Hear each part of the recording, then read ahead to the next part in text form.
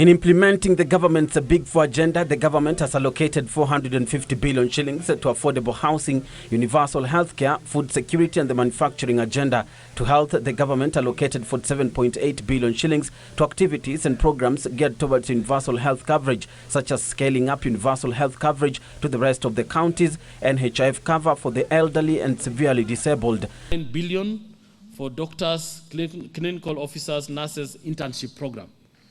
Kenya shilling 14.4 billion for Kenyatta National Hospital, 9.2 billion for Moi Teaching and Referral Hospital, 2.3 billion for Kenya Medical Research Institute, 7.4 billion for Kenya Medical Training Centers, and 1.2 billion for health workers internship program. Under the affordable housing agenda, 10.5 billion shillings was allocated for construction of affordable housing units, with 2.3 billion shillings to support mortgage uptake and 5 billion shillings to the new Kenya Mortgage Refinance Company. I have allocated 10.5 billion to cater for social housing and construction of affordable housing units, including housing units for the police and Kenya prisons.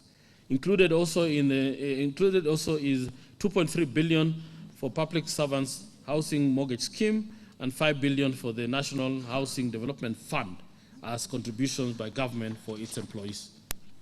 To show up the manufacturing sector, the Treasury allocated 1.2 billion shillings to textile industry and a further 7 billion shillings for SMEs growth in the manufacturing sector and 1 billion shillings for modernizing Kenya Industrial Research and Development Institute. Completed the revival of one of the oldest textile company in Kenya based in Eldoret, Rivertex.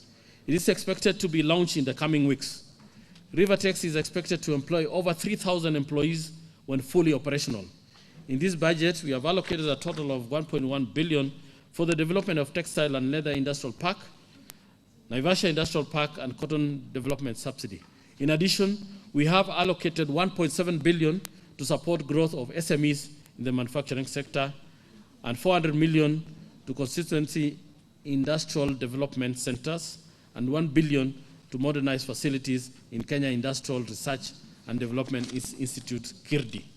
7.9 billion shillings was earmarked to finance ongoing irrigation projects, 2 billion shillings allocated for the National Value Chain Support Program, and 3.0 billion shillings for setting up the Coffee Cherry Revolving Fund to implement prioritized reforms in the coffee subsector. I have set aside 2 billion for the National Value Chain Support Program, 3 billion for setting up Coffee Cherry Revolving Fund to implement prioritized reforms in the coffee subsector.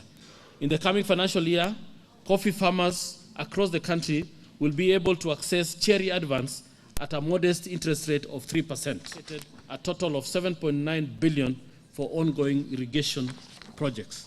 The Treasury allocated 1 billion shillings for crop diversification and to revitalize the miraa industry.